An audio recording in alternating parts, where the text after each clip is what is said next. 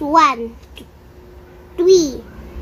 Mapalad ang bumabasa at ang nakikinig ng mga salita ng hula at tumutupad ng mga bagay na nangasusulat doon sapagkat ang panahoy malapit na. Galing ah. Pre, linaw ah. Oo. Yan. Okay.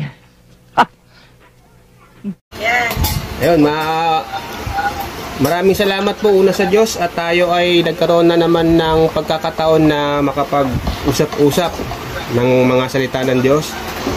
Ang atin pong paksa ay yung siyempre yung napapanahon ngayon, yung dapat bang gunitain o ipagdiwang ang pista ng patay ayon sa Biblia.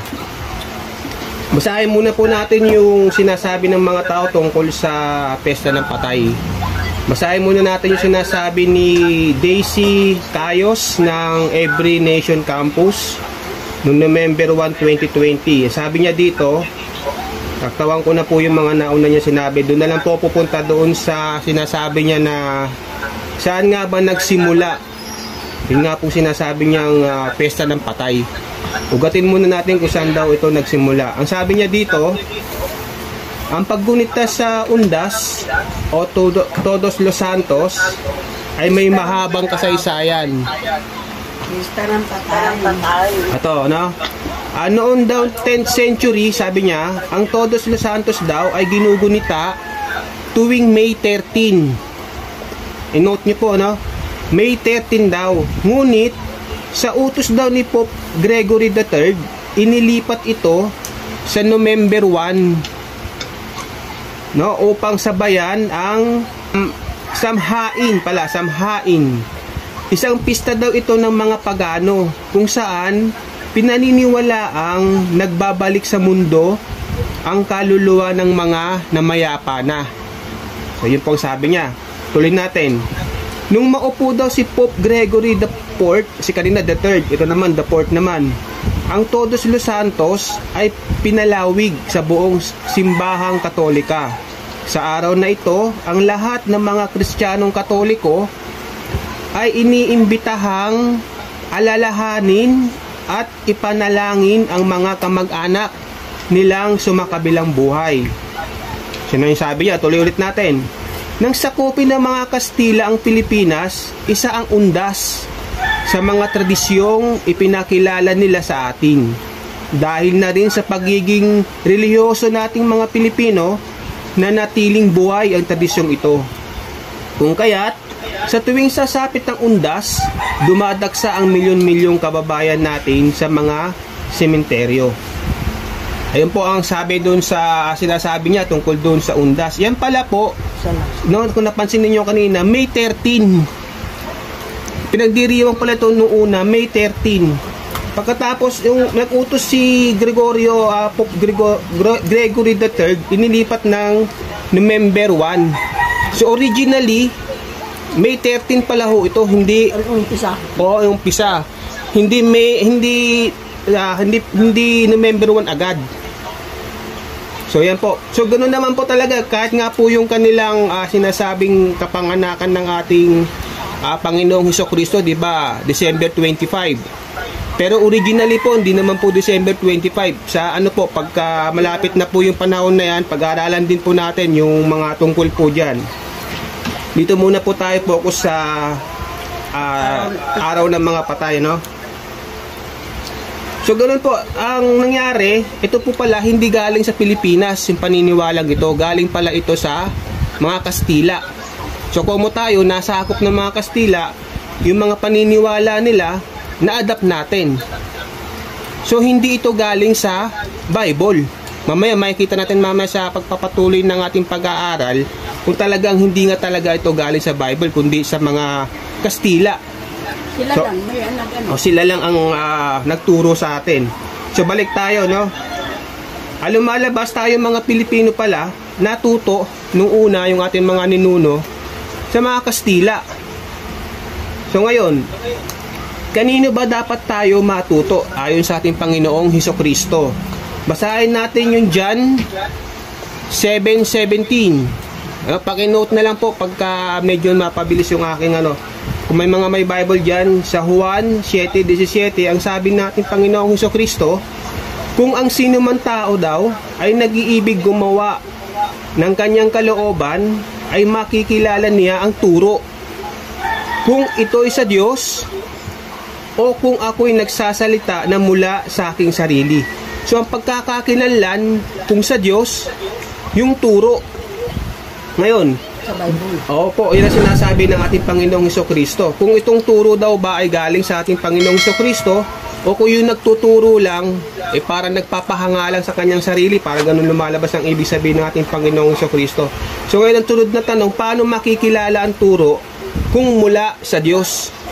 Yun ang related na doon, yan tanong Panginoong Hesukristo, paano bang makikilala kung yung turo ba ng isang mangangaral ay galing sa Diyos? Ang sabi naman po sa 1 Corinthians 4:6 o unang Korinto 4:6, ang sabi ni San Pablo, ang mga bagay ngang ito, mga kapatid, ay inianyo ko na halimbawa sa aking sarili at kay Apolos dahil sa inyo, upang sa amin, sa mga apostol, na mga tuto kayo na huwag magsihigit sa mga bagay na nangasusulat, upang ang sino man sa inyo ay huwag magpalalo ang isa laban sa iba. So meron sinasabi ng ating Apostol Pablo na mga tuto daw tayo sa kanila.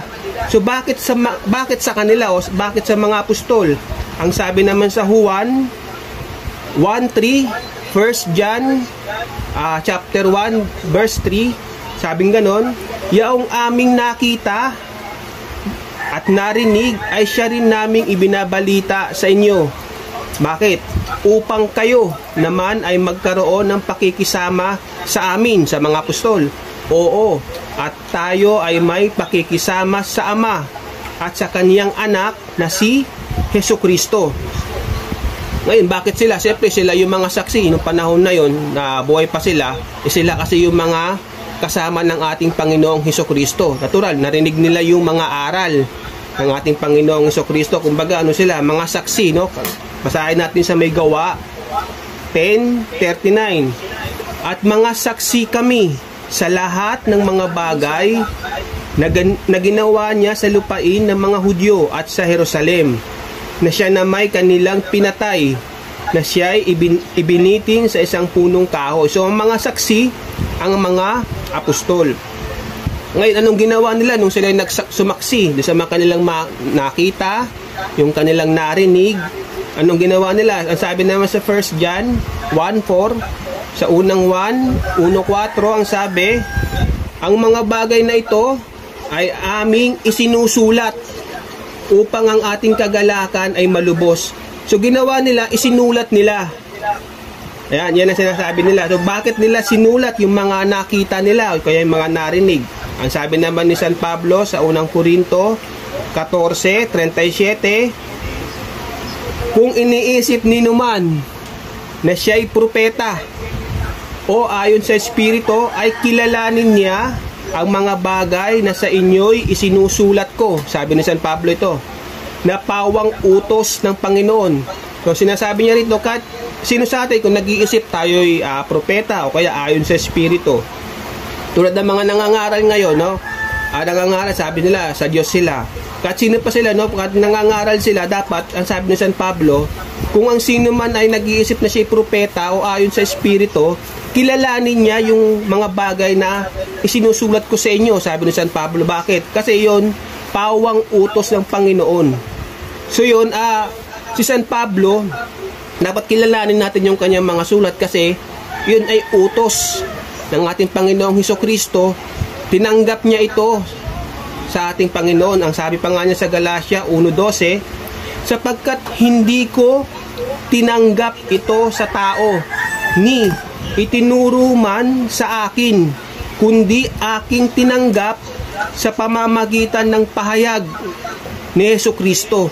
So yung aral ng ating Apostol Pablo, hindi yun itinuro sa kanya ng tao, kaya nga hindi tao si Kristo Bakit kamo? Kasi, ba't sasabihin niya hindi niya tinanggap ito sa tao? Eh kung tinanggap niya ay Kristo na tao, hindi niya sasabihin dapat gano'n kasi tao nga si Kristo.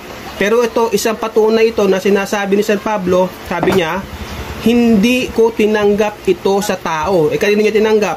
Ni itinuro man sa akin, kundi akin tinanggap sa pamamagitan ng pahayag ni Hesus Kristo. O di ba? Kaya ang ating Panginoong si Kristo hindi talaga tao. Tuloy tayo. Hindi pinangangaral ng mga apostol ang mga sarili nila. Kasi marami ngayon nangangaral, pinangangaral nila sarili nila. Meron nga dito sa atin, di ba? Sabi niya, siya si Kristo. So ang mga apostol hindi ganoon, hindi nila ipinangangaral yung sarili nila, kundi ang Panginoong Hesus Kristo. Katunayan, sa 2 Korinto 4 at 5, ang sabi, sapagkat hindi namin ipinangangaral ang aming sarili, kundi si Kristo Jesus na Panginoon, at kami ay gaya ng inyong mga alipin dahil kay Kristo. Ayan. Ngayon, meron pa ba tayong baga, siyempre, sila yung mga nauna na swerte nga nila dahil nakasama nila ang ating Panginoong Jesucristo. So, yung mga nakita nila, narinig, mga aral, isinulat nila yon. Siyempre, hindi naman po pwede, kaya isipin natin na meron silang hindi na isulat. Sabi nga ni San Pedro sa Gawa 4 at 20, sabi niya, sapagkat hindi mangyayaring di namin salitain ang mga bagay na aming nangakita at nangarinig. O, di ba? Yung mga nakita nila tsaka narinig, naturalmente, sinulat nila yon. Ikaw man, ewan ko lang kung ako ang lalagay sa katayuan nila, ganoon din ang gagawin ko. Yung nakita ko, yung narinig ko, yung mga turo ng ating Panginoong Jesucristo, isusulat ko. Di ba po? Ganun ano. Tapos kung halimbawa, meron man siyang ayaw ipasulat, gusto ko man isulat, hindi ko susulat. Kasi, wag isulat eh. Tingnan niyo po yung nangyari kay San Juan, ano? Sa Apokalipsis. Nasa Apokalipsis po ito, 10 at 4. Chapter 10, verse 4. At pagkaugong ng 7 kulog, ay isusulat ko sana. O, diba? Sabi ni San Pablo, San Juan, pagkaugong daw ng 7 kulog, susulat daw niya sana. At narinig ko ang isang tinig na mula sa langit na nagsasabi, tatakan mo ang mga bagay na sinalita ng 7 kulog at huwag mong isulat. Di ba? Napansin nyo? Pag merong ayaw ipasulat, sasabihin ng ating Panginoon, huwag mo isulat. Kagaya ngayon nangyari kay San Juan, may narinig siyang yung ngayon 7 kulog. Susulat daw niya sana. Sabi nung tinig na nasa langit, tatakan mo yung 7 kulog, huwag mong isulat. Siguro, hindi naman kailangan na makarating pa sa atin, kaya hindi na pinasulat. Diba po, no? Ngayon, marami sa atin, parang natuto, hindi natuto sa mga apostol, sa mga alagad, parang natuto na yata doon sa mga aral ng mga Kastila. Kagaya nga yan, no? Sinasabi nila, yung purgatorio. O, basahin natin yung sabi ng mga pare, ano po ba yung purgatorio? Tingnan natin, teka lang po. Hanapin ko lang po yung sinasabi nila tungkol sa purgatorio. Ito po yung sabi. Purgatorio, wala naman sa Bible yan. Opo, yung purgatorio. Opo, pero alamin muna po natin yung paliwanag ng pare. Ano po ba yung purgatorio? Ang sabi ni... yung opo, yung taong slightly lang na nagkasala. Opo, ito po yung sabi sa may siya ang inyong pakinggan. Aral po ito ng Katolik na sinulat ni paring Enrique Demon. No, ang sabi niya dito ay... Ang purgatorio daw ay isang pook na sangagan. Po sabi niya, na kinalalagyan ng mga kaluluwa na nangamatay sa mahal na grasya ng Diyos, datapwat hindi pa nakapagbabayad dito sa lupa ng buong pagbabayad na tapat na katarungan ng Diyos dahil sa mga kasalanang munti o dahil sa parusang may hanggan na hindi pa pinatatawad.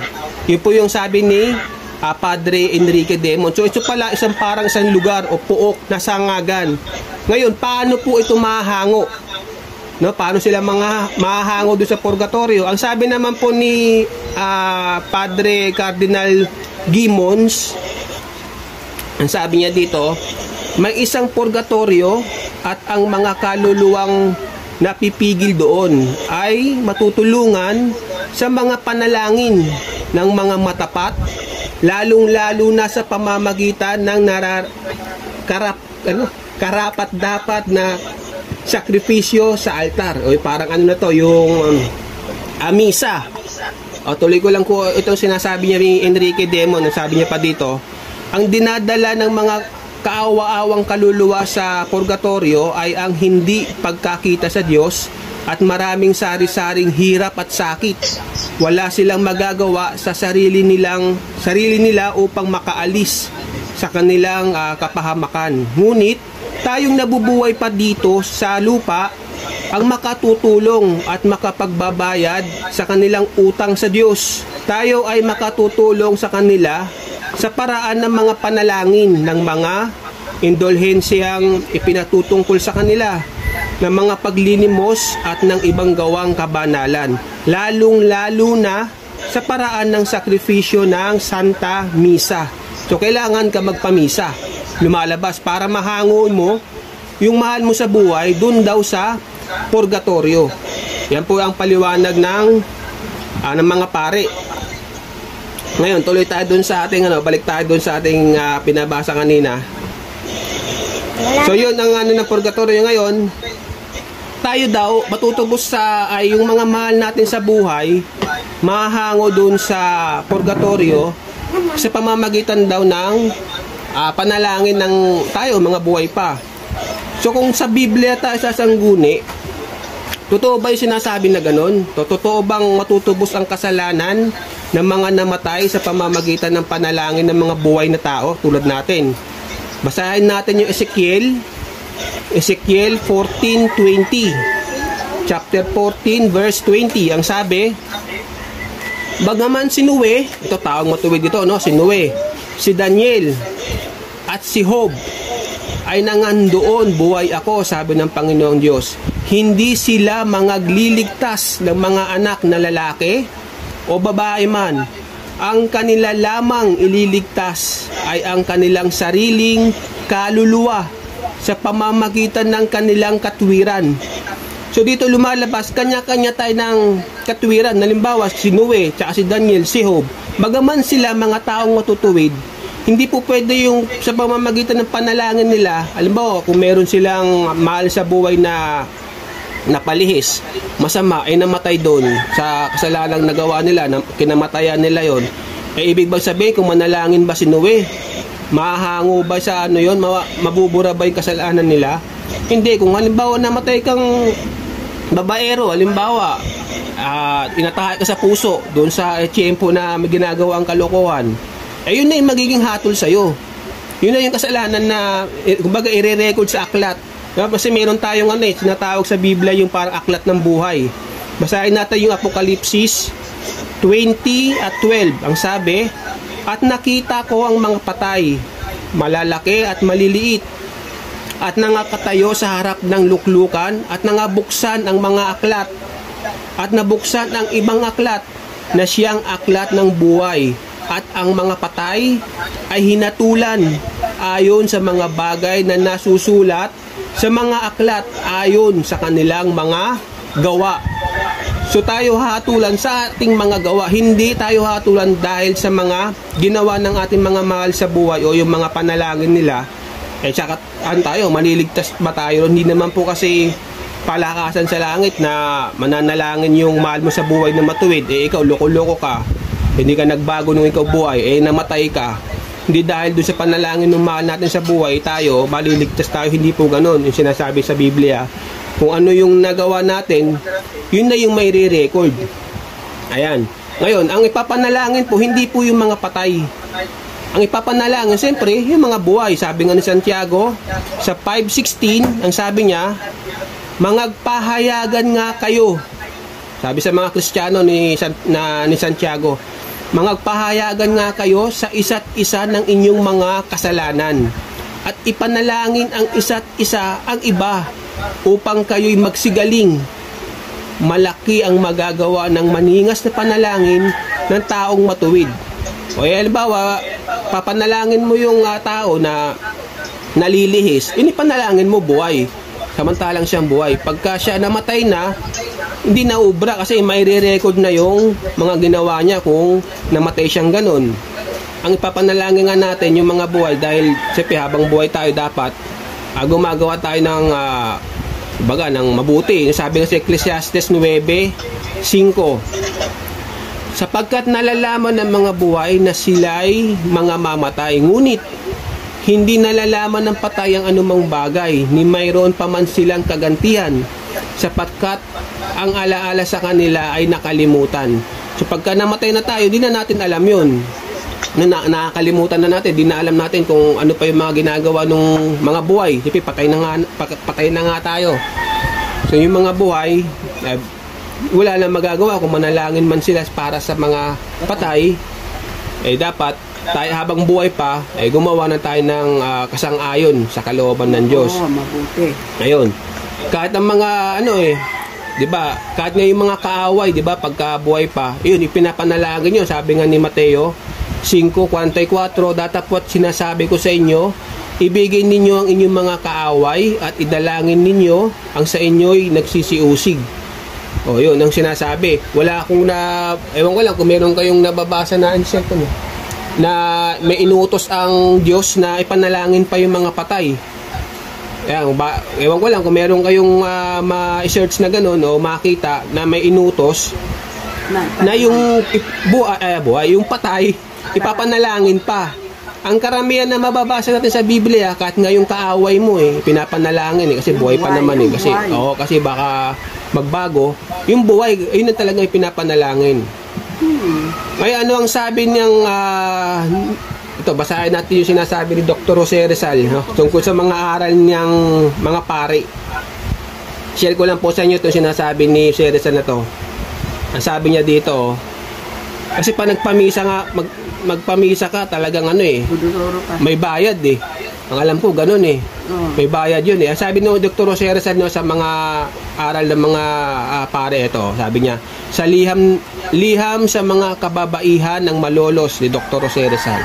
Ang sabi niya ito, si Kristo'y di humalik sa mga Fariseo, hindi nagpahalik kailan paman, hindi niya pinataba ang mga yaman at palalong eskribas, wala siyang binanggit na kalmen, walang pinagkwintas, hiningan ng pamisa, at di nagbayad ng kanyang panalangin, di napaupa si San Juan sa ilog ng Jordan. Gayon din si Kristo sa kanyang pangangaral. Bakit ngayon? Ito sabi ni Jose Rizal, bakit ngayon ang mga pari walang bigong kilos na di may hinihinging upa? Bayad. At gutom pa halos. Nagbibili ng mga kalmen, kwintas, korea at iba pa. Pangdaya sa salapi, pampasama sa kaluluwa.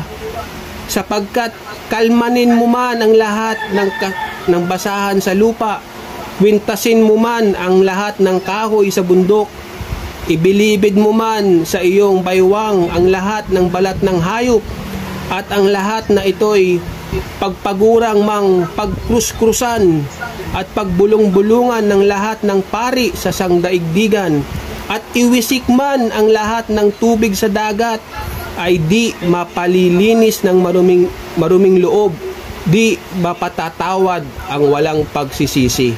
Kaya po sabi ni Dr. Jose Rizal. So, kahit si Dr. Jose Rizal, hindi rin sang-ayon dun sa ginagawa ng mga pare na nagpapabayad.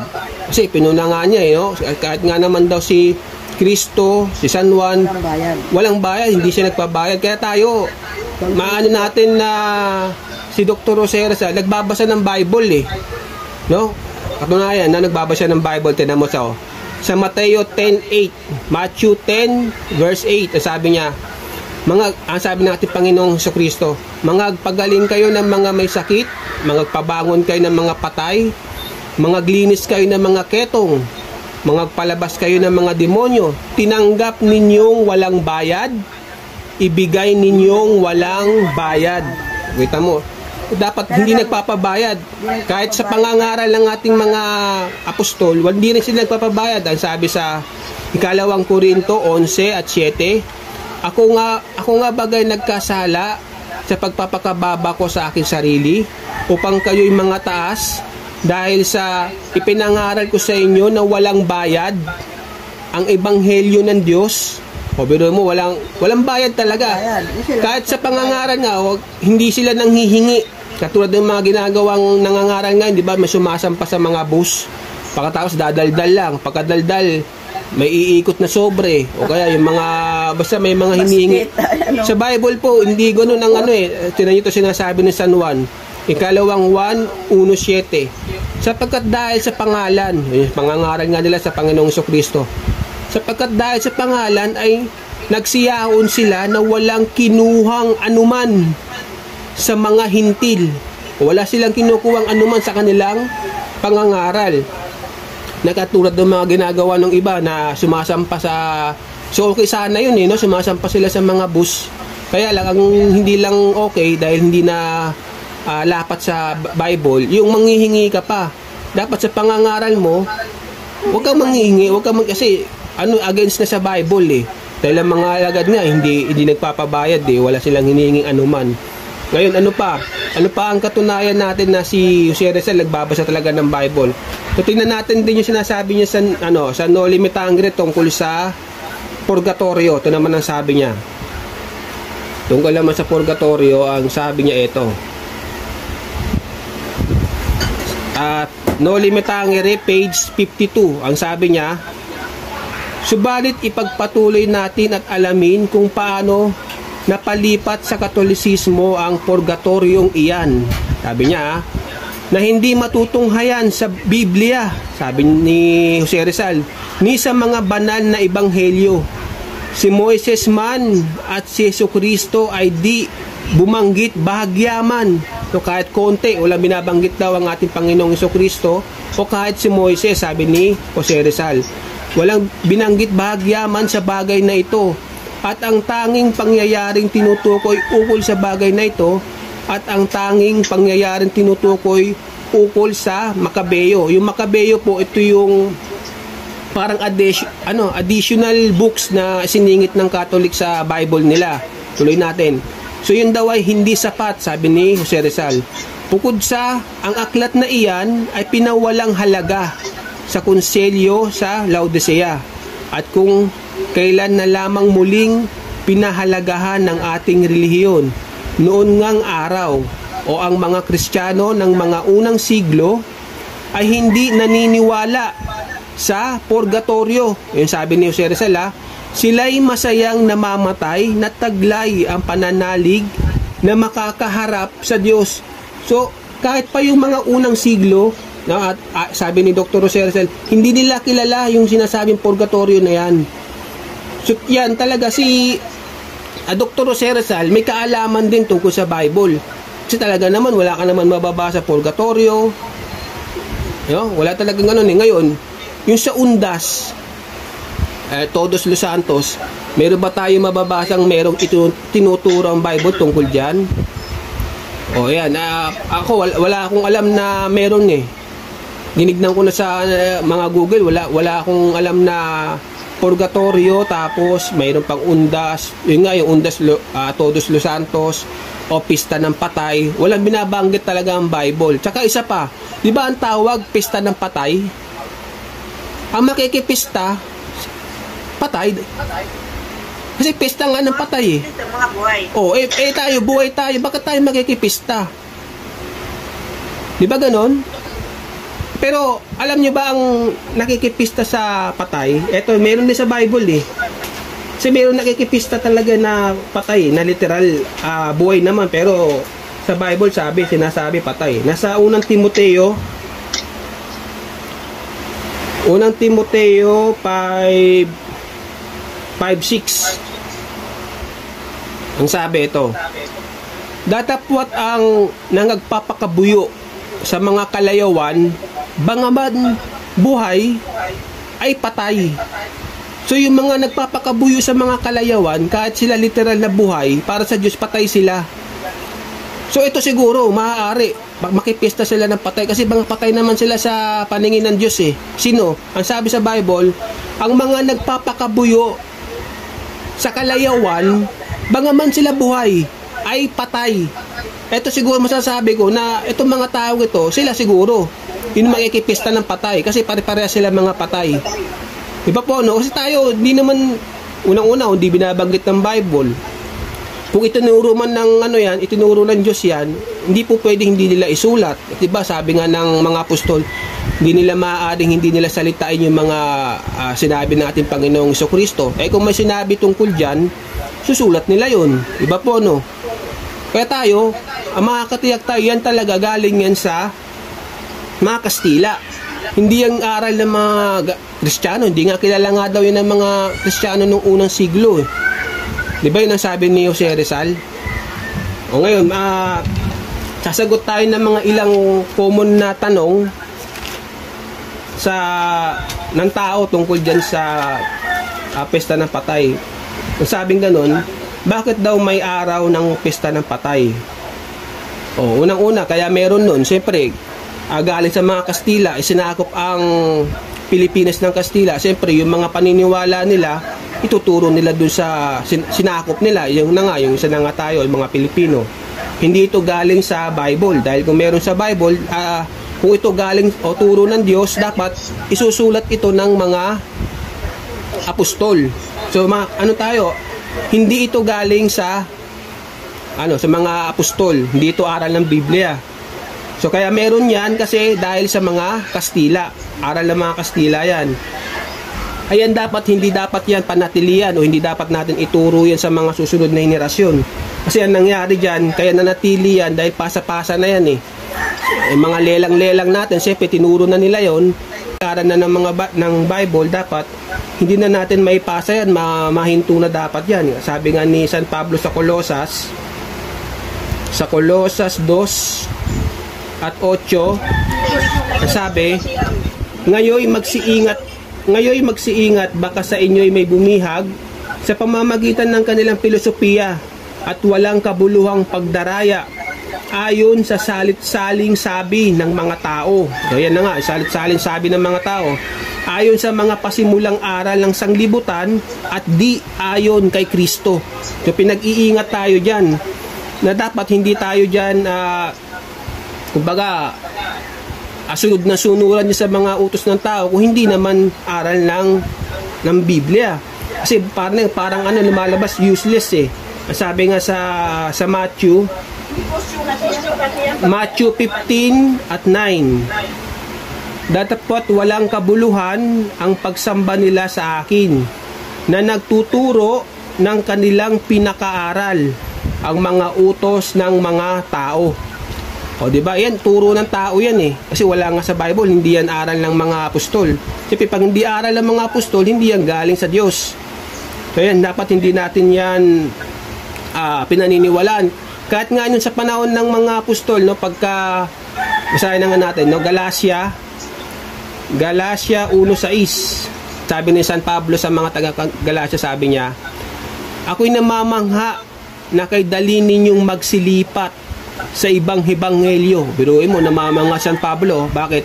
Buwat sa tumawag sa inyo sa biyaya ni Kristo, na ito'y hindi ibang ebanghelyo, kundi mayroon ilan na sa inyo'y nagsisiligalig at nang-iibig na pasamain ang ebanghelyo ni Kristo. Sabi niya sa 8, datapwat kahimat kami. Sabi ng mga alagad, no? Datapwat kahimat kami. Sila yung mga apostol yun. O isang anghel na mula sa langit na mangaral sa inyo ng anumang ebanghelyo na iba sa aming ipinangangaral sa inyo ay matakwil. So pinapatakwil ni San Pablo kung meron nangangaral na iba sa ebanghelyo na ipinangaral na nila. So ayan, sana malinaw po tayo ron. Ngayon, ito pang isang tanong dito na dapat pa bang ipanalangin ang mga patay? Una, ano bang purpose? Bakit ipapanalangin ng mga patay? Di ba, nabasa natin kanina ang para mahango doon sa purgatorio. Yun ang sinasabi ng pare kanina eh. So, ang doon, basahin natin yung Ezekiel 14:20. O dapat pa bang ipanalangin yung mga patay? 14:20. Sabi, Binasa natin kanina, kanya-kanya tayo ng katwiran, sabi gano'n, bagaman si Noe, si Daniel at si Job ay nangandoon, buhay ako, sabi ng Panginoon Diyos, hindi sila magliligtas ng mga anak na lalaki o babae man, ang kanila lamang ililigtas ay ang kanilang sariling kaluluwa sa pamamagitan ng kanilang katwiran. So kung ano yung mga nagawa na natin, doon tayo susukatin. Diba? Doon meron pa nga yung aklat ng buhay, doon may re-record. So hindi na kailangan na ipapanalangin pa natin yung mga patay. Ayun, sabi pa nga dito sa isa pa, sa unang 1 John verse 5 at 16. Ang sabi, kung makita ng sino man na ang kaniyang kapatid ay nagkakasala ng kasalanang hindi ikamamatay, ay idalangin siya. Ayun, ipinapanalangin. Yun ang pinapanalangin. At bibigyan siya ng Diyos ng buhay na ukol sa mga kasalanan na hindi ikamamatay. So, ibig sabihin, yung mga kasalanan na nagagawa ng ating mga tao, yung ating kapwa, mga mahal sa buhay, habang buhay pa siya, ipanalangin natin, baka sakali, tulungan siya ng Diyos na magbago. Hindi na yung mga patay.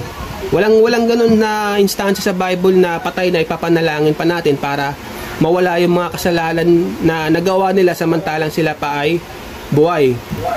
Ngayon, isa, ay masama bang kausapin ang mga patay? Di ba yan ang mga tanong, common tanong din na minsan kinakausap pa yung mga patay. Babasahin natin yung Deuteronomy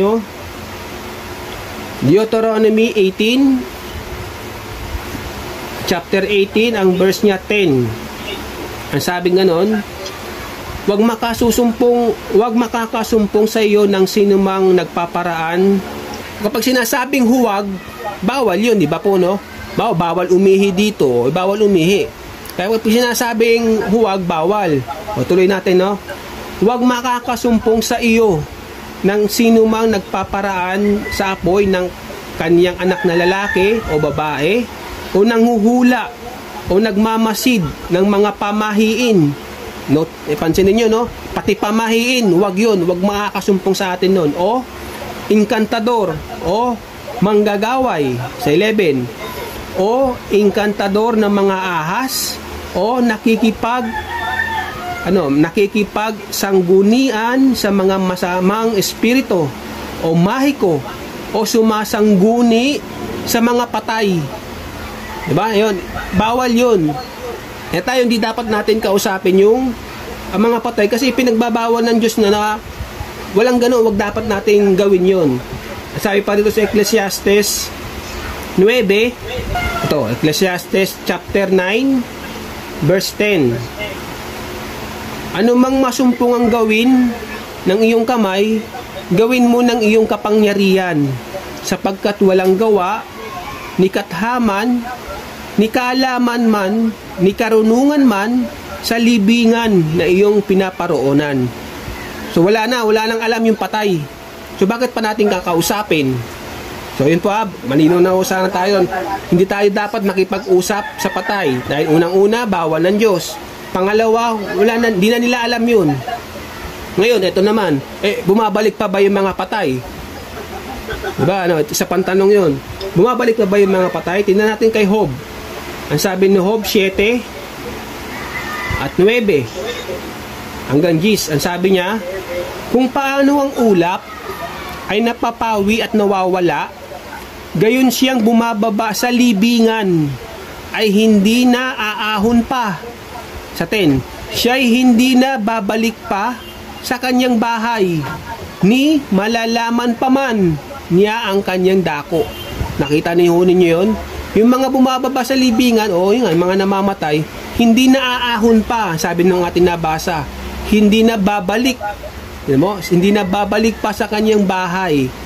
Wala na kasing alam So yun, malinaw, direkta, word, na yun Kumbaga, palasak na nababasa natin. Hindi na kailangan ng, kumbaga, interpretasyon pa. Talaga naman malinaw ang pagkalagay. Hindi na babalik yung mga nasa libingan.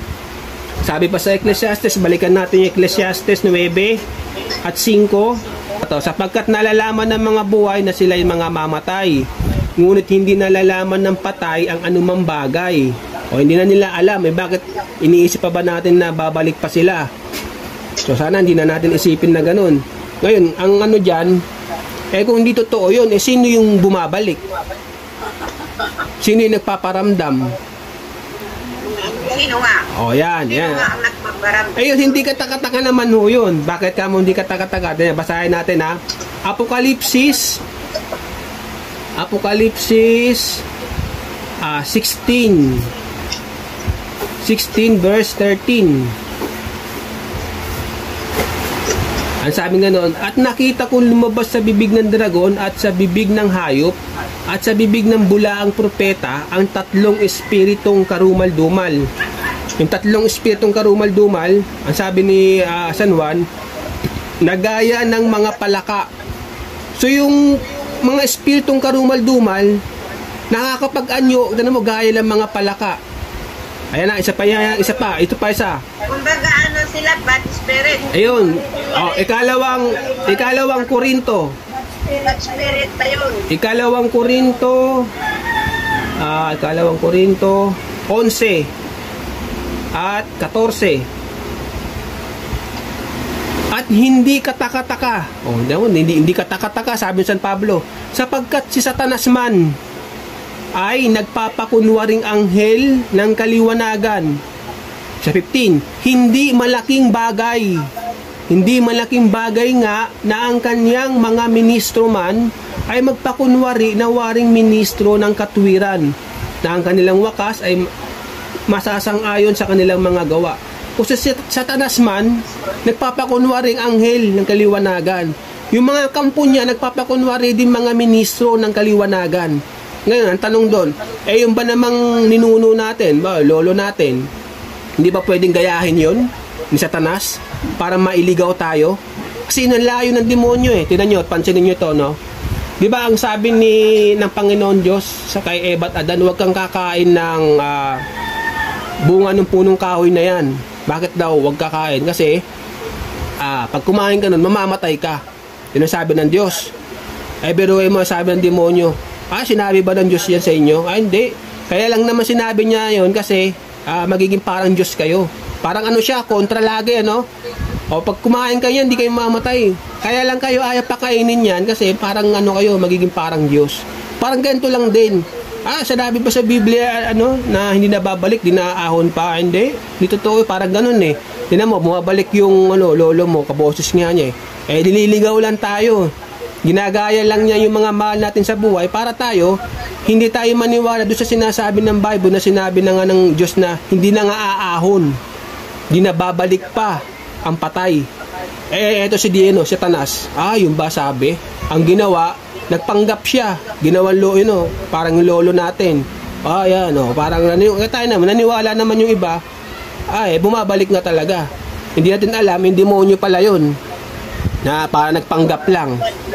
Sana hindi tayo maligaw na sa ganon dahil narinig na natin sa Bible na talaga ang mga patay hindi naaahon pa, sinabi na nga sa Bible yun Kaya tayo, pagka may mga ganon, alam na natin. Kumbaga, alam na this. Yun ay mga panliligaw lang ng demonyo yun. Okay, ito pa sa pantanong. Yung mga basang tanong dito. Yung sumasalib naman ba? Sumasanib naman ba yung mga kaluluwa ng patay? Di ba? Yan pa yung isang mga tanong din ng iba So, basahin natin yung Marcos 5:8. Sapagkat sinabi niya sa kanya, lumabas ka sa taong ito, ikaw na karumal-dumal na espiritu. So, yung karumal-dumal na espiritu, yun yung umaano sa tao, sumasanib, hindi yung mga mahal sa buhay natin. Sabi pa sa 9, tinanong niya siya, ano ang pangalan mo? Tinanong ng ating Panginoong Jesucristo yung tao na may karumal-dumal na espiritu. Ang sabi ng tao, at sinabi niya sa kanya, Pulutong ang pangalan ko. Bakit daw Pulutong? Sapagkat marami kami. So maraming sumasanib sa tao. Hindi yun yung mga mahal natin sa buhay. Dahil nga talaga ang layon talaga ng demonyo iligaw ang tao. Kung ano yung sinasabi ng Diyos sa Bible na aral ng mga apostol, ay kinukontra niya lagi. So parang laging ganoon ang kanyang trabaho. Kaya pagka sinabi na ng Diyos na hindi umaahon na yung mga namatay nating mga mahal sa buhay, huwag tayong maniwala na isang araw, mamaya merong sabi sumanib daw. No, hindi masamang ano 'yon, masamang espiritu sinasabi sa Bible. Ito pa, yung sa pagtanong dito, yung ngayon kung nakakausap yung mga patay, so tapos na ho ito, di na po natin makakausap yung ating mga mahal sa buhay na namatay. Sabi mo, tulog na ako. So yun lamang po, yun na lang po siguro. Sige, mag-ano na tayo, maganda, marami tayong natutunan. Ako. Kasi nga, Yun lang nakita ko. Kasi yun nga ang ating kasi nagisnan sa ano nga, sa galingan sa, ano ba tawag yun? Mga Kastila. Oo, mga Kastila. Ang ating din mga kanununuan, wala din alam sa kagaya ng ginagawa natin. Sinunod ng mga kanunuan natin. Oo, yun. Mabuti tayo ngayon, kumbaga, is yung mga sumusunod sa atin ngayon, yung susunod na sa atin ngayon, mababago na sila. Kasi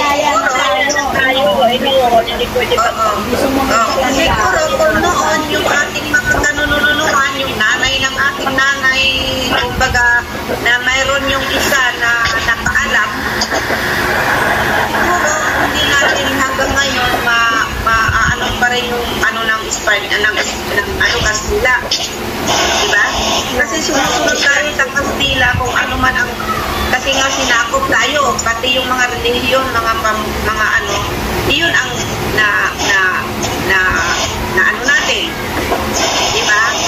Kaya nga tutunan natin na tutunan dahil yun talaga kinamulatan natin, kumbaga. Oo. Yun ang kinamulatan natin, which is mali. Wala sa Bible. Oo, wala sa Bible lahat. Ngayon, sa Katoliko na, wala sa Bible. Oo, wala sa Bible. Yung mga pare-pare na yan, walang ano yan, na nangangwarta lang, oras ng batay, oras ng ano, nangangwarta lang sila. Kasi kung totoong tumutulong ka, hindi ka nagpapabayad. Yung pamisa-misa lang yan. Yun. Naman nga yung sabi ni Ivana, tapos pagka nagpamisa ka, magbabayad ka. Malaki ang bayad. Kapatay, magbabayad ka. Oo, malaki bayad. Malaki ang nabayad. Kasi ang akin naman, kung talagang tumutulong ka, walang bayad. Kung talagang ano ka sa Panginoon. Sino ba naman ang hindi nangangailangan ng pera? Walang bayad kasi ang mga apostol na ay nagpagaling, yan ang totoo. Di ba yung marami ang mga nagpapagaling sila, yung mga albularyo ba, yung mga nagpapagaling sila. Kung totoo ka talaga, hindi ka magpapabayad. Di ba? Hindi ka magpapabayad. Yan ang ano natin. Kasi na tayo. Yung pinamulatan natin, parang pinagpipiratin tayo ng mga pare. Di ba? Which is, hindi maganda ang ng mga pare. Tingnan mo nga yung marami ang nag-aano sa, di ba sa Roman ba yun? Ay sa ano ba yun? Sa Italy. Huwag mo sasabihin, ay alam mo yung pare na yan, ano yan. Huwag mo, kaya sabi nga, huwag kang makidulog ng tao lang. Kasi pagkasalanan na ang tao. Yung bang sabihin yan, alam mo yung, kasi hindi mo alam ang background ng tao. Huwag mo idulo dahil nakikita mo maganda mag-preaching, maganda ang family, hindi mo alam ang background. Kasi meron ako dito na din na pastor siya. Tapos, ang kanyang asawa, Pilipina, Canadian na pastor, Pilipina asawa. Ngayon, iniidulo siya ng mga nakakasalabuhan pa niya kasi, kumbaga, good example sila. Ang totoo is, nakahay nila is na nalululong itong pastor na ito sa pornography. Talagang hindi niya maano.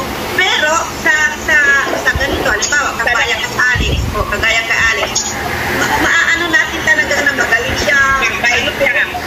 Biburito siya ng lahat. Pero may presong Alex siya. Biburito siya ng lahat. Kaya huwag mag-idulo sa tao kasi ang Panginoon lang ang ating iidulo. Ngayon, alam mo ba ang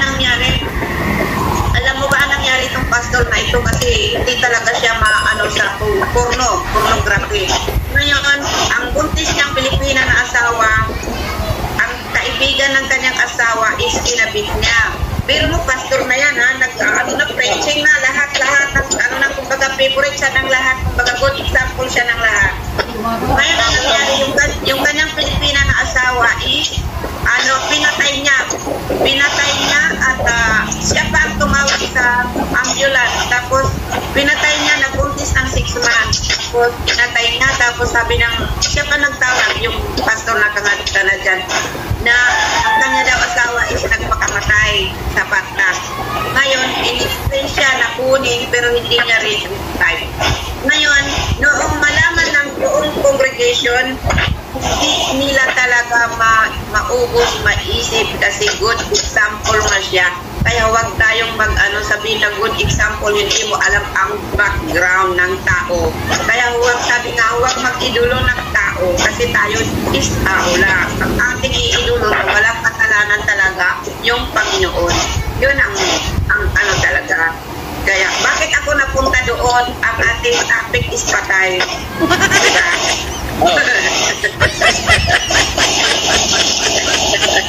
Masingit. Patay sa mga altars day, mag-offer ng mga patay ng prayer kasi nga, yun ang ating na kagislan na hindi na natin sila masising.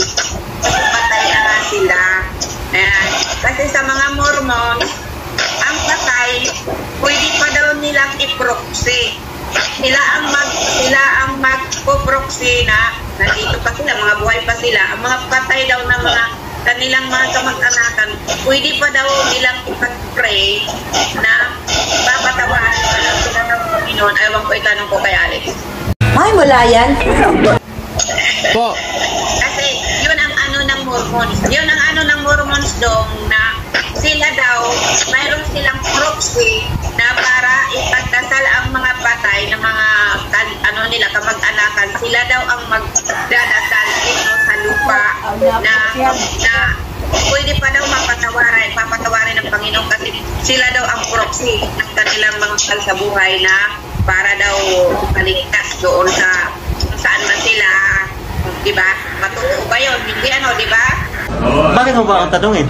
Dapat drug test mo na lang ako para masiguro mo. Opo, dapat pagka ganun, may nakausap kayong ganun, Mormons, tinanong nyo paano nyo nasabi. Paano masabi? Ano nagsabi sa inyo na pwede yung ganun? Ako. May mga proxy sila, mayroon pa silang living prophet. Oo nga po, sino? Temple ng kanila. Opo, di ba sabi nga po sa Bible, sabi ni San Pablo, mga tuto kayo sa amin. Di ba sabi ni San Pablo? Kanino nila natutunan yun? Sa mga apostol ba nila na? Sa kanila lang. May sarili kasi silang Book of Mormon, may living prophet. Tapos ang mga apostles sila is sila mayroong iba-iba. Kaya sabi ko nga, huwag tayong magpadala sa lahat kung ano ang pinag-aral is based lang sa Bible. Tama kayo. Ako naman Kumbaga, yung ang paganda talaga. At saka, kung ano man ang tinuturo sa inyo is i-refer nyo rin totoo. Kaya, yun nga. Huwag tayo kasi sabi nga, mayroon tayong libro sa langit. Naka-record lahat ang ating ginagawa. Every week, ano ang ginagawa mo. Tapos pag nawala na tayo sa lupa, i-judge tayo according sa ating gawa. Walang makakaligtas sa atin, ni anak, ni pamilya man natin. May tumutunog. Tayo lang mismo. Sa inyo may tumutunog. Tayo sa Panginoon. Parang may nag-feedback. Natin yung ating kamag-anak na nandoon na sa heaven. Sa heaven siya, halimbawa, tayo nasa hell tayo. Hindi natin masasabi nandoon yung ating punta ako doon. Hindi. Wala. Hindi tayo. Kaya, may maingay. Parang maingay Hindi mo nadidig parang maingay? Saan maingay? Saan ang maingay? Ewan ko saan yun. Parang bangangin. Kaya yun ang akin na talagang gumawa tayo ng mabuti habang tayo nabubuhay pa. Kaya sabi ko nga sa everyday na pag-gising ko, lalo't nag-iisa lang ako dito, Sabi ko, Lord, kung sa aking buhay na natitira, sana is hindi ako magkasala, parating niyo akong i-guide kung ano man ang aking isipin, ano man ang aking gawin. Kasi kung ano ang iniisip natin, yun din ang ating, kumbaga, ano din, iniisip. Hindi lang yung magsalita, ang isip din natin, ang ating hindi natin kung ano ang isip natin, kasi pag mag-isip ka ng masama is kasalanan na rin yun. Kaya yun ang inaano ko, tayong mga senior na, kumbaga malapit na tayo, kawayan na tayo ng Panginoon, dapat ang ating i-pray na ang natitira nating buhay na huwag na tayong magkasala. Natutuo na tayo para tayo naman is makasama natin siya. Yun ang aking parating panapanalangin lang sa ating Panginoon. Yun lang, na huwag tayong maniwala, ano ba kaagad kung sino ang humila, uy, dito kayo, ganito tayo ang maliligtas. Kagaya sa nangyayari ngayon, saan ba yun? Ngayon sa Sorsogon.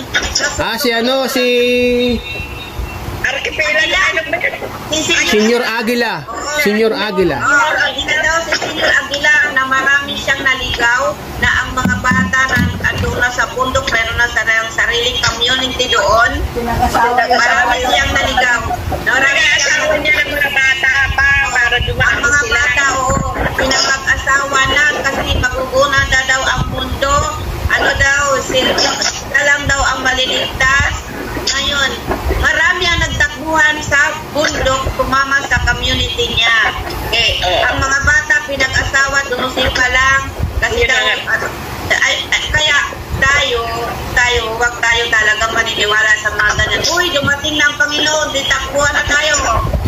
Hindi talaga, kumbaga, di ba sabi sa huwag talaga. Hindi sana nagkaganon, ante, kung naniwala sila kay San Pablo eh. Sabi nga 'di ba ni San Pablo, mga tuto kayo sa amin. Huwag magsigit sa mga bagay na nangasulat. Kung natuto sana sila kay San Pablo sa mga apostol, hindi sana nagkaganon yung mga tao. Bahagi ko lang din po ito, no? Kasi tayo, yung mga tao minsan, mas naniniwala sa wala sa Bible. Pag nasa Bible tuloy, ayaw nila paniwalaan. Isa ito, no? Sinasabi ni Pope Francis. Ano to, bali pinost to nung December 29, 2013. Ang sabi niya, Pope Francis distorts Christianity, says there is no hell fire. Adam and Eve not real. Biruin mo, sinasabi niya wala raw impyerno. Tapos si Adan tsaka si Eva hindi totoo. Sino nagsabi niyan? Si Pope Francis. Ewan ko, nasa internet pa ba ngayon to? December 29. Ang mga talaga, iniidolo nila ang Papa. Hindi nila alam na ang Papa is tao lang. Yung parang, yun nga po maraming mga devoto na nagpupunta sa Roma, sa katedral na talaga, hindi nila alam ang mga ginagawa. Opo. Na yun, ibinunyag na doon. Baligtad nga kung ano po yung nasa Bible, yun tuloy ang di totoo. Dito mo, impyerno, di totoo. Si Eva tsaka si Adan, di totoo. Ito pa isa, yung limbo, alam po ba? Opo, alam po ba ninyo yung limbo? Diba yung limbo, yun yung parang yung mga bata na hindi na bautismo na namatay? Doon dinadala sa limbo. Diba yung limbo, ano daw yun, doon nilalagay daw o napupunta yung mga sanggol na mga bata na namamatay na hindi pa nabinyagan. Yung limbo, yun ang tawag nila Saan naman yun? Saan naman dito? At ito sabi ni Pope Benedict XVI noong October 5, 2006, ang sabi niya, limbo does not exist, says Pope. Sinasabi niya rito na walang limbo. Samantalan yung mga naunang mga papa sa kanya, aral ito sa kanila yung limbo Pinaggagastusan nga ng ibang Katolik ito na yung mga anak nila na namatay, mga sanggol na hindi na bautismoan, hindi na binyagan, na napupunta sa limbo. Ngayon para mahango doon, magpapamisa ka, gagastos ka. Ayun naman pala, wala naman pala limbo, sabi ng Papa sa Roma na si Pope Benedict XVI. So maraming mga sa kanila, mga gulo-gulo, kumbaga. Ang gulo ng isip ko, no? Maraming ang gulo-gulo. Ngayon tayo, sa mga nangyayari ngayon sa mundo, kumbaga ang Panginoon is, ano na talaga, malapit na ang ano nang, kasi marami na ang nangyayari sa Israel. Ngayon, tingnan mo, Israel, Palestine, Libya, lahat na inaano na tayo ng Panginoon talaga kasi ang mga anak niya talaga matitigas ang ulo. Matitigas talaga ang ulo ng mga anak niya. Nakakakilala niya,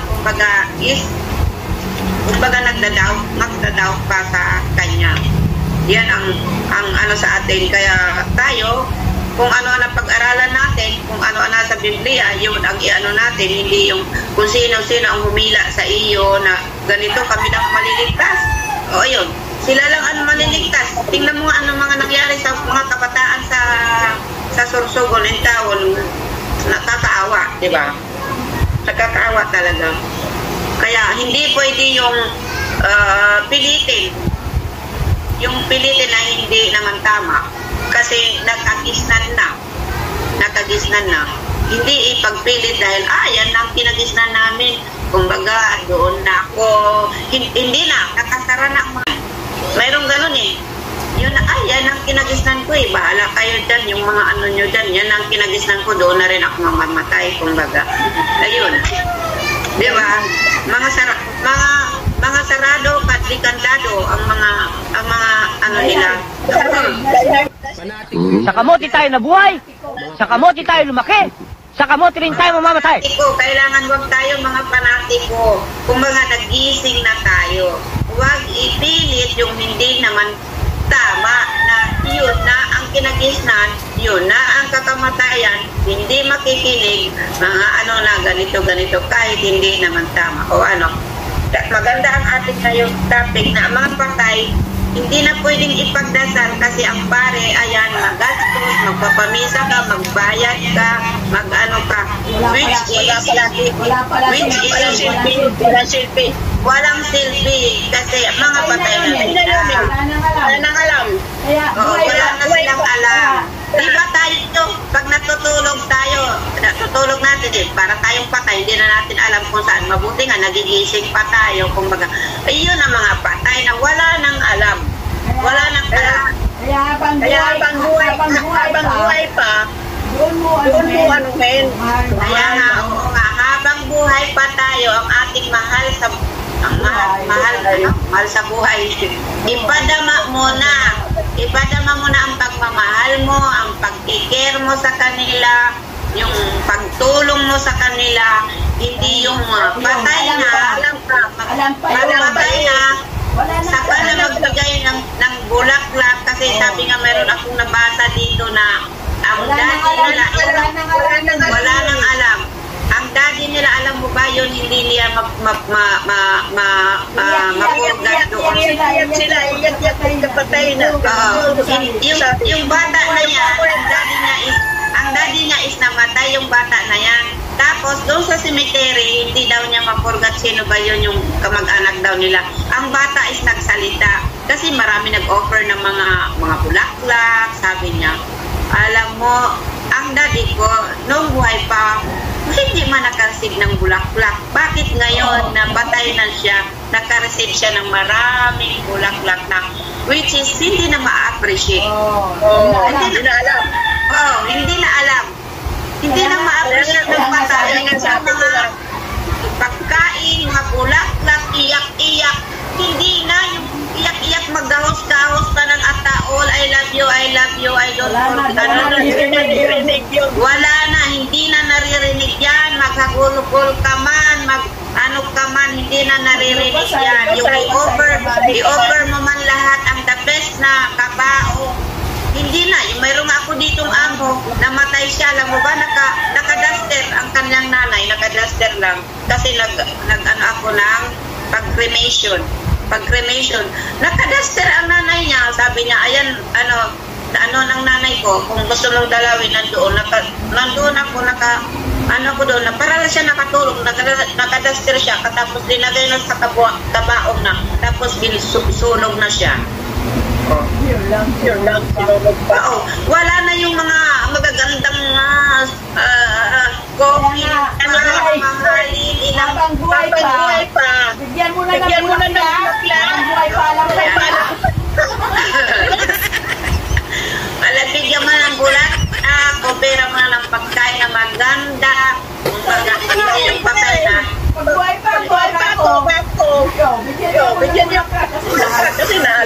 makita ko yung kung sino na. Excuse me po. Kaya kayo mga pangkin, mga bata pa kayo. Mga pangkin kayo, mag-issue nyo na yung love nyo sa mga mahal nyo sa buhay. Ano ka na nito, ante? Ito, Kasi wala na. Oo. I-offer nyo na lahat, the best na pagmamahal nyo sa parents nyo, yun na. Kasi tayo lahat is mawawala. Wala na yung iyak-iyak pa, yung mga wala na yun. Kaya, ngayon, kayo, mag-offer na kayo ng the best sa mga parents ninyo. Hindi nyo bibigyan ng consummation, yung mga ganyan na kataas kayo pag pinagsabihan, magagalit. Hindi kayo magagalit. Pag pinagsabihan kayo, kasi sino ba ang magsasabi sa atin, kundi yung mga magulang natin. Diba? Ayun, mga pasaway ng mga anak, kailangan pag pinagsabihan, hindi sila magtatampo. Ay, si nanay nga noon, pag nagalit si nanay, lumayas kayo dito sa bahay, mabuti pa, hindi na kayo lumaki. Mabuti pa, nung maliit pa kayo, pinisil ko ang iyong mga ilong, para wala na kayo. Maliit pa kasi, binisan ko lang. Si nanay noon, pag nagalit, mabuti pa, hindi na kayo lumaki, kasi nung lumaki na kayo, ayan, sasagot-sagot na kayo. Mabuti, magsilayas kayo. Yan si nanay, silayas kayo.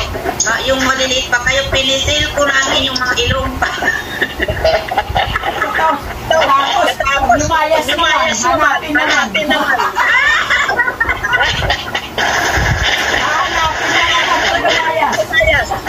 Pero ngayon, ang mga bata ngayon, hindi mo na pwedeng pagsabihan. Iba na ngayon, iba na mga bata. Iba na mga bata ngayon.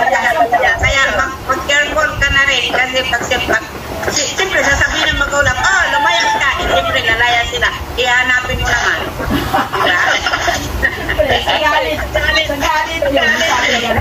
Siyempre, sa galit mo, makakapagsalita ka. Pag sinabihan mo akong lumayas, kagaya nga dito sa kanyang asawa, lumayas ka! Don't ever come back here anymore.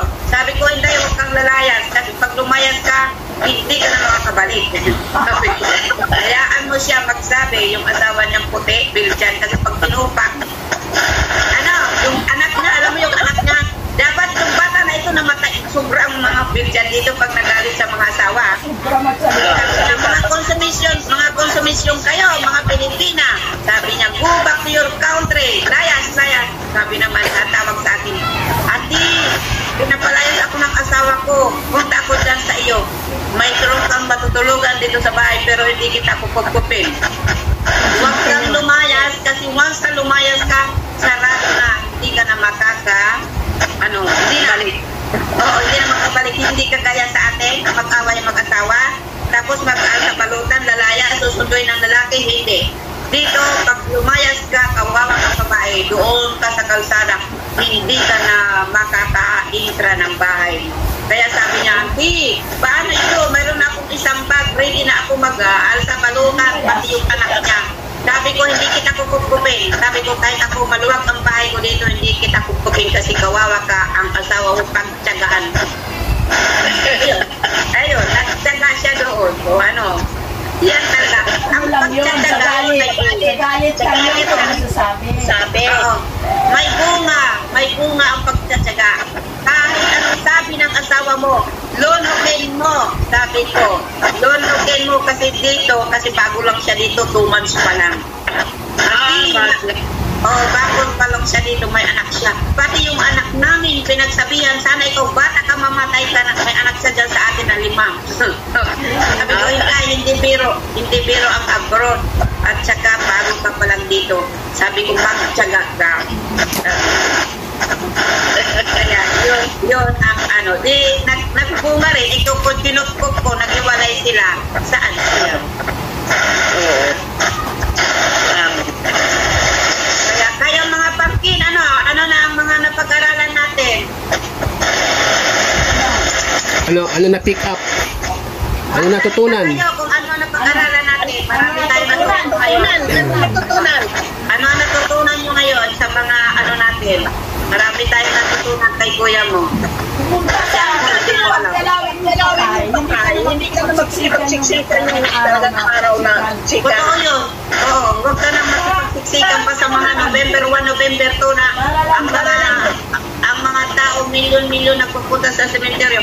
Huwag ka nang mag-ano dyan. Eh, pwede ka naman dumalaw ng kahit anong araw, di ba? Oo.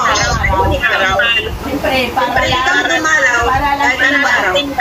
tingnan yung mabuti ba yung mga paligid doon. Oo, yun. Huwag ka nang makipagsiksikan pa sa pakitang tao na dinalaw mo ang iyong patay sa Mamaya yung ano mo ron, kinuha na rin sa ano, sa kabaon. Kaya kailangan din puntahan din.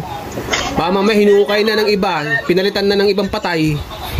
Kaya kailangan pa. Dalaw-dalawin mo pero anytime. Pwede mo dalawin pero yung makipagsiksikan ka pa na andoon ka, magpaunahan kayo ng mga magagandang bulaklak ay wala na yun. Ibili na nga ng pagkain yung pambili ng bulaklak. Oo, ng pagkain ng buhay. Pagkain ng bulaklak. Bawal nyo doon. Bawal nyo. Yung aso na nagpapakain doon. Ay, nako, mabuti na ano natin talaga. Kasi ako ganon din ako dati. Yung mga ano ba, siyempre ngayon na nalalaman na natin, medyo nag-iiba na yung ano natin. Siyempre, hindi nga natin alam yung mga tanong nga natin. Sabi ko nga, siguro dati, yung mga magulang natin, yung mga uso-uso pa yung mga abroad, nag-abroad din sila. Para matulungan ang mga anak nila, di ba? Eh kami, 11 kami. Siguro ang nanay ko noon, ang mga magulang namin, kung gusto lang ang abroad, nag-abroad para din matulungan ang mga anak nilang mag-aral makatapos, di ba? Eh, gano'n lang, wala namang gano'n. Eh, ngayon lang naman nangyari na, ayun, para mabigyan ng Ngayon, madaling na lang. ngayon, madaling na lang. Eh, noon, sa mga ninuno pa nga natin, wala yun. Sige lang, maghirap, mag-together, ano tayo na naghihirap. Pangkin, magsalita kayo dyan! Magsalita kayo! Kasi ayun na, yes, magsalita kayo dyan. Pag-asa. Oo, magsalita kayo dyan. Magsalita kayo dyan. Yan, nag-aalam yung merienda mo. Kaya ba yan. Mahabang buhay, enjoy lang. Kasi pag wala nga tayong buhay, wala na. Isagat mo na, Rosemary, ha? Yung wish ko, ha? Mag-enjoy na hindi naman nakakaano sa katawan ng tao. Eh, habang buhay, mag-i-enjoy ka. Yung masama sa iyo, di rin maganda. Diba? Kaya pagsalita natin yung iba naman, ano natutunan? Wala! Natutunan. Sige na. Ano, natutunan Wala mo? natutunan. Ano, Pangkin, Rosemary. Wala! Walang natutunan. Kung may chance ka pa, na nabubuhay ka, gawin mo sabi ko ay student ka. Natutunan nyo, ate, pag November 1, mag-overtime na lang. Naku luma na yan. Kasi holiday ang November 1, ate, di ba? Oh, double pay. Na harap ng araw para dalawin mo yung mga kamag-anak kong namatay na. Eh, ibang araw na lang, OT tayo. Rest mo na lang. Libre mo kami ng merienda. Rest mo na lang yan. Kumbaga, rest day na lang. Rest day. Kumbaga, mag-together kayong mga pinsan. Pagpipinsan, mag-together kayo. Kumbaga, rest day nyo. Huwag na kayong makipagsiksikan doon ng mga tao-tao. Magdala kayo ng iba. Yung magdala kayo ng mga bulaklak ng mga pagkain para ipakita doon sa mga neighbor ng mga patay. Uy, maganda ang bulaklak niya. Uy, maganda ang paso niya. Huwag na. Kaya mas maganda pa mag-together na lang kayong mga buhay. Diba? Ayun na lang. Together na lang. ipon-ipon, doon sa buhay, hindi sa patay. Spend time sa mga buhay. Alala naman namin sila. Totoo yun. Kaya huwag na kayo makapag-fiesta sa mga maraming tao. Ayun na lang ang ano natin. Isa yun na natutunan natin na hindi pwede na celebrate ng patay kasi ang patay is wala na nalalaman. Hindi na. Patay na. Yung siya makikiramdam na. Wala nang alam. Wala nang alam. Kaya doon na lang tayo. Sana nga itong ginagawa natin, pag wala na tayo, kasi magkikita-kita tayo sa heaven eh. Kung nandoon tayo lahat sa heaven. Papunta. Sana nga, magkikita-kita tayo. Yun. Magkikita-kita tayo doon together na ng ating creator. Kumbaga, together ng ating creator. Nandoon na tayo lahat. Sana, yun na, natutunan natin. Masaya na doon. Wala nang sakit. Wala nang masaya na lang. Wala nang kahirapan, wala ka nang iisipin kasi si Lord na lahat ang para sa mga anak na. Yun ang kasama natin. Kaya yun lang. Ante, Ha? dagdag ako. Sige, ikaw, sige. Ante, natutunan ko sa sinabi ni Kuya Alex, di ba kasi yung pesa ng patay parang tradition yun na napasa na sa atin. So, hindi talaga natin magbasa ng Bible para mag-separate natin yung gagawin talaga natin sa hindi. Kasi lalo na kapag ibang tao yung nagsasabi sa atin, kung di natin alam yung truth, mahirapan tayong gawin yun mismo sa sarili natin. Pero kung tayo mismo ay nahanap natin yung sa Bible, kahit walang magsabi, malalaman natin. Tapos ma-apply natin sa life natin. Yes. Ayun. Kaya buti na lang yan si Kuya Alex, pinapaalalahanan tayo. Tama talaga. Hindi ka pa makipagsubati kasi ang ating pinag-aralan based on the Bible ka. Wala sa Biblia, ang ibig sabihin, sa tao lang yan. Gawa-gawa lang ng tao. Kumbaga, hindi tayo maniniwala sa tao. Maniniwala tayo kasi itong Biblia is inano ito ng Panginoon. Diba? Yun ang natin. Hindi ba magdadagdag sana tutunan? Ante, di ba meron kayong inassign na yung magbibigay ng verse of the day, kumbaga? Okay, verse of the day. Wala! Hindi siya ready. Maghahanap pa siya, Verse of the day. Nabasahin lang, kahit di na ipaliwanag. Tapos ipapaliwanag din. Si Mama din, meron din, ibabahagi mamaya. Verse of the day, ipapaliwanag din. Hindi na po, ba tayo. Basahin na lang, di nga ready yung iba eh. Basahin na lang daw. Basahin lang. Ako rin, meron din ako. Ito po, 1:6 verse 40. Sapagkat ito ang kaloob ng aking Ama na ang bawat nakakita sa anak at sa kanyang sumasampalataya ay magkakaroon ng walang hanggang buhay at akin siyang ilabangan sa huling araw. Ako, mayroon. Sige, si Ante naman, si Ante. Yes, ako. English yung akin ha? Sige po. English yung akin. Nehemiah 8:10. Nehemiah 8:10. Do not grieve, for the joy of the Lord is your strength. Sige, ikaw na magbasa ng Tagalog. Ayun, baka nakita nila. Nehemiah 8 verse 10. Umuwi na kayo at magdiwang, kumain kayo at uminom ng bagong alak. Bigyan ninyo ang walang pagkain at inumin sapagkat ang araw na ito ay iba yung sa akin. Iba yung mo. Ang kadalakang burot ni Yahweh ang magpapalakas sa inyo.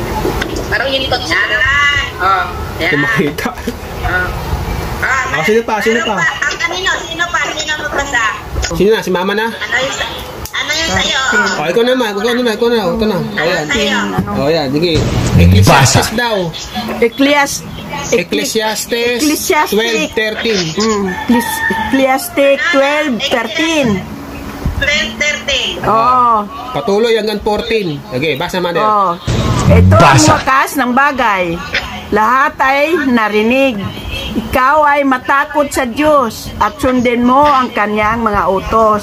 Tuloy. Sapagkat ito ang buong katungkulan ng tao. Sapagkat dadalhin ng Diyos ang bawat gawa sa kahatulan, pati ng bawat kabiling bagay, kubling bagay. Maging ito ay mabuti o maging ito ay masama. Amen. Ito, amen. Si Paiba. Amen na. Sino pa?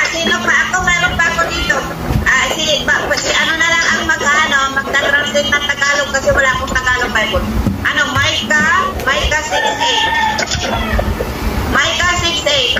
The Lord has told us what is good. What He requires of us is this to do. What is just, to show constant love and live in humble fellowship with our God. I-translate mo sa Tagalog, Pangkit. Ito ante, Micah 6:8. Itinuro na niya sa iyo kung ano ang mabuti. Ito ang nais ni Yahweh. Maging makatarungan ka sa lahat ng bagay, patuloy mong mahalin ang iyong kapwa, at buong pagpapakumbabang sumunod ka sa iyong Diyos. Tama! Di ba? Sige na. Sino? Wala na magbibigay ng verse? Si ano? Sino? Next meeting na lang iba. Kung wala. Ano, di pa ready yung iba? May Victoria. Mayroon si Victoria. Verse ba yung humble yourself? Yun? Verse ba yun? Verse ba yun? Humble yourself before the Lord and He will lift you up. Ano yan? Anong version? Ano ata yun eh? James. Wait lang. James. Okay. James. Okay. James 4. Okay. James 4:10. Okay. Ano yon? Santiago 4:10. Humble yourself. Humble yourself before the Lord and He will lift you up. Okay. Humble yourself. Okay. Okay. For the Lord and He will lift you up. Yun ang lagi. Humble lang. Humble lang talaga. Yan talaga ang pinaka-best. Mag-humble lang tayo. Huwag natin i-lift up ang sarili natin. Sige. Okay. Ito ang kantang Romans 12 verse Romans 12 verse 2. Pakinggan natin. Romans 12 verse 2. Basa! Kung makiayon sa takbo ng mundong ito. Yan, maganda. Yan. Wow! Kayo sa pamamagitan ng pagbabago ng inyong pag-iisip upang maunawaan ninyo ang kalooban ng Diyos. Kung ano ang mabuti, lugod-lugod at ganap sa kalooban. Mahirap. Maganda yan. Magandang verse yan, kaya lang mahirap sundin. Applicable sa ngayon sa pinag-aralan natin. Romans 12:2. Huwag kayo magsiayon. 12:2 kasi English ang akin dito English. Kaya 12:2. Kaya kayo mga pangkin, kahit ano ang natapos ninyo, may mga magandang kayong trabaho, may mga nakapag-asawa kayo ng huwag kayong i-lift up ang sarili. Hoy, ako dito, mayroon ako dito, ang bahay ko is ginto na. Huwag talagang kayo. Baba lang tayo kasi habang nagpakababa, i-lift up tayo ni Lord. Ang mga nagpapakasaan, i-down. Okay? At sino na ang mag-prayer sa closing?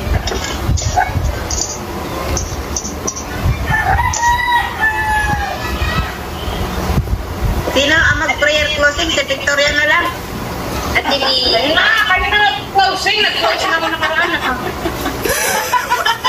Hindi pwede. Pag sinabi na hindi pwede. Easy.